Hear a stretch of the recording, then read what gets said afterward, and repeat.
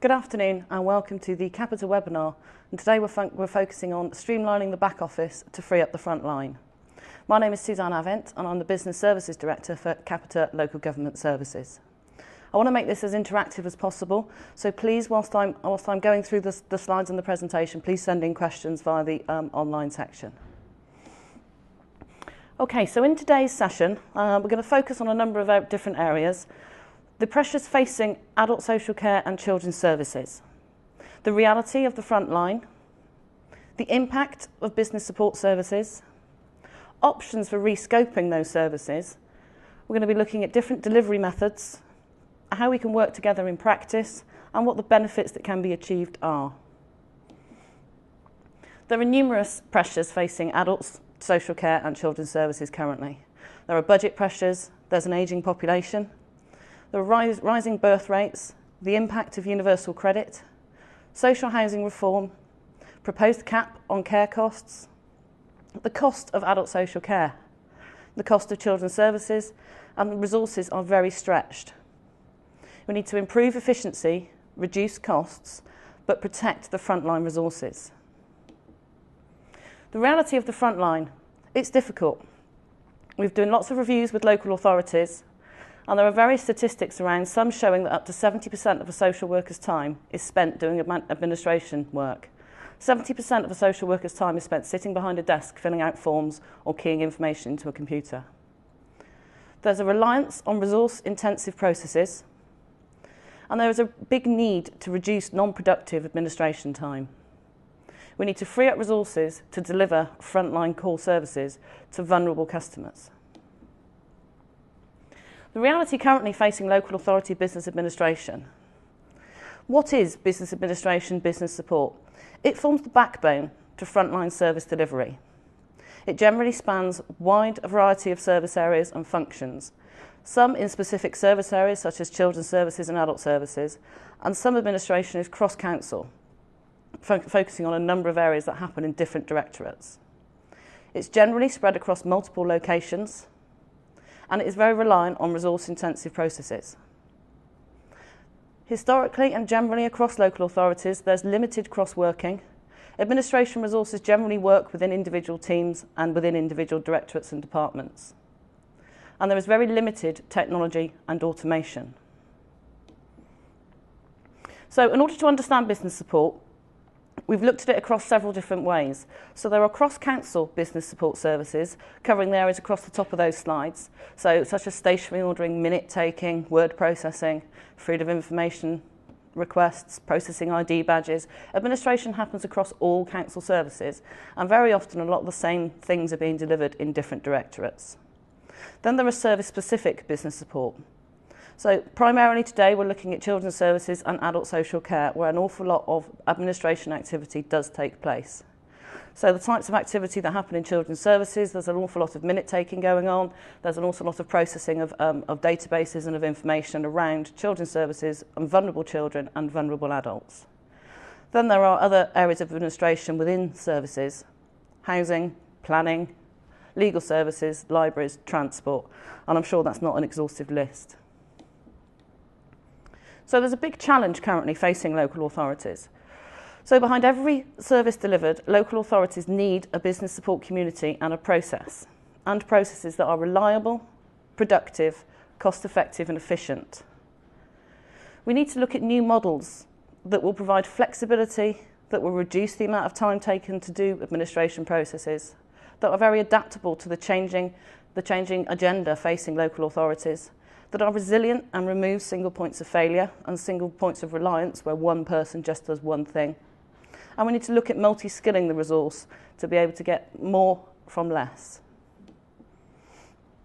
So what are the options for local authorities regarding business administration? Do nothing. Continue your current processes without making savings, efficiencies or process improvements. Focus on local efficiencies, such as a lean review of the current operating model to make some savings and deliver some efficiencies that way. Or start to look at new models of delivery. Centralisation of services, so all in one location with standardised processes and technological support. or a shared support model. So centralise common or generic processes together, providing specialist process support through a different method, with some support for administration remaining embedded. So what does that look like in practice? Local efficiencies. You've historically got the existing model which occurs in most local authorities, where you've got service areas with their administration support focusing in on within that department and within that service area. So, local efficiencies. What are the benefits of making some of these areas where you've got this administration support more efficient? The benefits are very low implementation costs to look at doing something around that, minimal disruption to staff and services, and effectively I believe you could drive out around a 5% efficiency just by doing a lean review across the current processes. However, there are risks associated with just looking at local efficiencies. You will continue with the single points of failure that exist in some services. The processes which are inefficient will continue to remain inefficient. The level of savings may be reduced over time. Adults and children's services not necessarily cohesive and not necessarily pulled together. There's a danger of actually non-delivery, and it continues to add pressure onto the already pressurised frontline staff dealing with the front end of social care. So, second option would be to look at a full centralisation model, where you'd pull all of the administration activity that happens into some kind of admin warehouse. So service users, service areas and directorates would access that one large administration warehouse. So weighing up the benefits and the options and the risks associated with a full centralisation model. On the benefit side, I believe that you could drive out a significant level of savings, something in the region of 30%. You would have standardised and optimised processes, and you would hugely improve the service resilience. By pooling all of the administration staff together in one area, you would remove all those single points of failure and you would have a much more resilient service. However, there are risks associated with that approach. There would be a very high cost of technology and a high investment level needed to be able to create that. You would dilute and reduce the specialist knowledge of the highly skilled administration staff supporting frontline services. A massive cultural change would need to take place in order for that to become embedded across the organisation. And it's going to be very difficult to support frontline resources from a distance. Savings may be displaced over time, and there would be a huge loss of departmental control. So the third option is looking at a shared support model, where you would have an element of central administration centralised together in one location, supported by specialist pooled administration teams. So where you have your specialist people who are dealing with the frontline service areas in children's services and adult services, where they're dealing with vulnerable people and need to retain a very close relationship with the social worker and the processing and the people at the very front end. So you could still retain that level of knowledge and those people together, supported by a level of embedded administration. So where service areas and where administration needs to happen within the service areas for a variety of reasons, needing access to the files, needing to keep a very close relationship with the service professional, that would remain. So you've almost got a hybrid of the other two options. So you still have an element of centralisation, you've got the benefits of the pooled administration in terms of being able to pull some stuff together, and you've still got a small level of embedded support. So weighing up the options and the benefits for that one on a shared support model. From a benefit point of view, you are going to maximise the efficiencies by getting the best of both worlds. There will be a standardised and optimised process for common administration tasks, and it retains and maximises the specialist support skills and resources that are there. It improves service resilience, and it does remove the single points of failure, and it maintains and improves relationships with social workers and practitioners. And that is very important in terms of the high level of support that administration provides to social workers, and I think it's dangerous to underestimate the benefit that is derived from that relationship. On the risk side of it, it does require an element of cultural change. It absolutely needs buy-in from senior management to drive this through. and there is expertise available for the implementation of this. So across the looking at the shared service option, the cost savings would be huge across the whole service. Savings can be increased where business support was re-engineered across multiple services, so you could look at increasing the savings. You would have a greater resilience and consolidated teams of multi-skilled resources. It enables the frontline service professionals to focus on delivering service to vulnerable and our core customers. You'd have a much improved visibility of work volumes and management of service targets. Historically, and in local authorities, lots and lots of administration activity is undertaken with very limited visibility of how much that is, or how slowly or how quickly that work is being turned around. You'd benefit from a reduction in the accommodation space. You would have greatly enhanced management information, and you'd have an upskilled and multi-skilled resource. This is a model that we're currently implementing in a number of our contracts and has been in place in our Swindon Borough Council contract for some years. So how do we calculate some of the benefit? I think one of the next stages is to look at back to the statistic around how much time a social worker is spending doing administration activity. If you look at the average cost of a social worker of, say, 50k, and the amount of their time that is then spent on doing administration, if you could move that administration into the administration area, then you would save a huge amount. And if it just across a number of social workers, you're potentially looking at a £250,000 saving, just by taking a small proportion of that administration burden away. Doing an end-to-end process redesign, moving tasks from professionals and practitioners to business support, hugely reduces the non-productive time, and you'll be able to introduce technology to further reduce cost. Widening business support and rescoping it to other services could realise savings of around 25%. So, I look at things in a simple way, and if you want to deliver something, you either do it yourself, you get someone to help you do it, or you give it to someone else to do. So in terms of the delivery options we're looking at here, what are the benefits of doing it yourself? You'd be able to increase or decrease the scope very easily. So things could be added in or taken out simply. And you'd be able to very quickly respond to directorates and have a defined service per directorate. The risks. There's a cultural change needed. There's no guarantee of the savings could actually be delivered.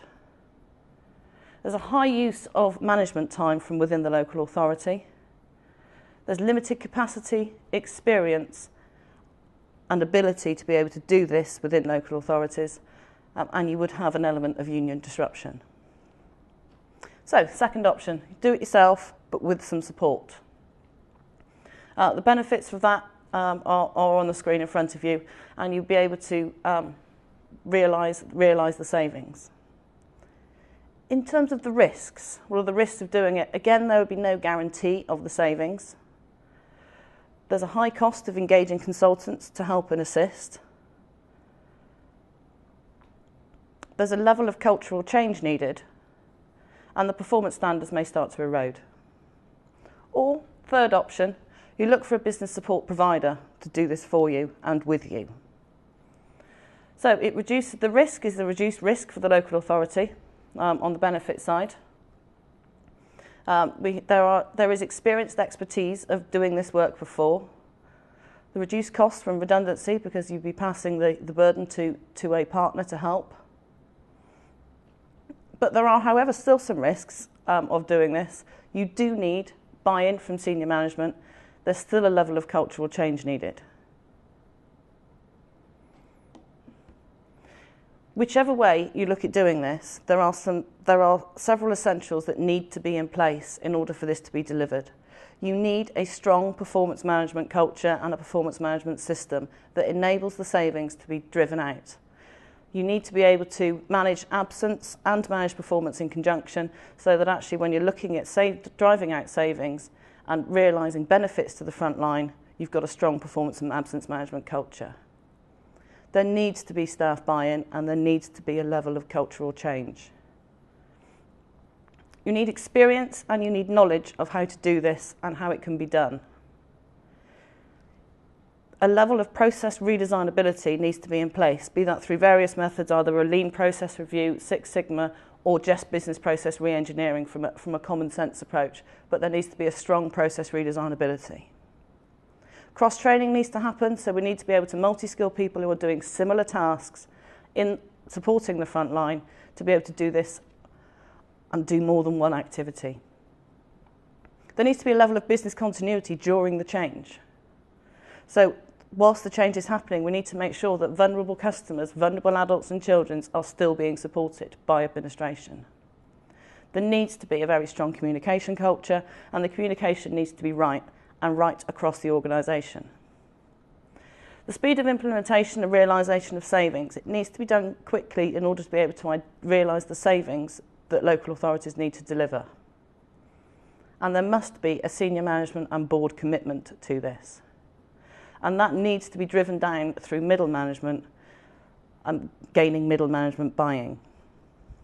Now I'm going to stop here for a moment and take some questions that we've had come in. First question I've had, would a shared service model be suitable given the nature of staff dealing with highly sensitive cases within children's and adult services?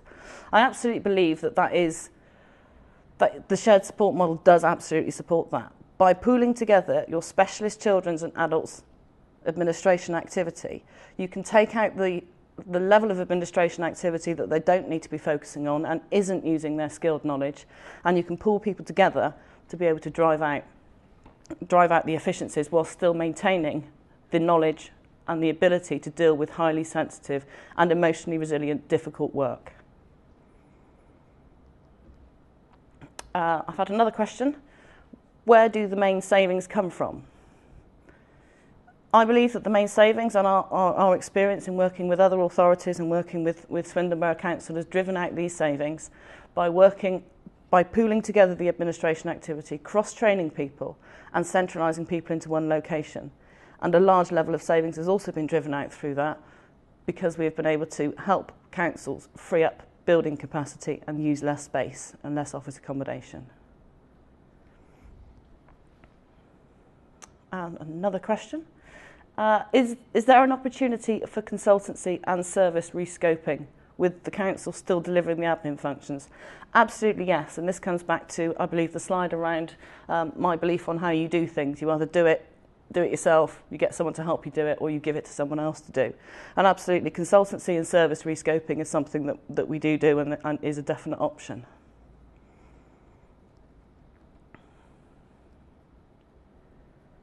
And I've had a question.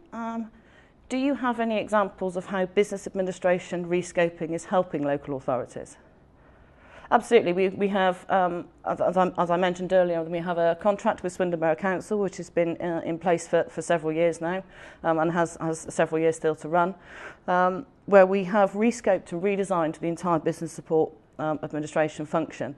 This delivered huge savings, and when I was talking to the senior person from Swindon Borough Council on Monday around this, and absolutely the view is that actually it's by giving the burden of administration to somebody else, it's actually enabled the council to focus on the service delivery and focus on the professionals, and they don't need to worry about what's happening with the administration. Okay. I don't have any more questions, so I'd like to thank you for attending this webinar today. Thank you very much.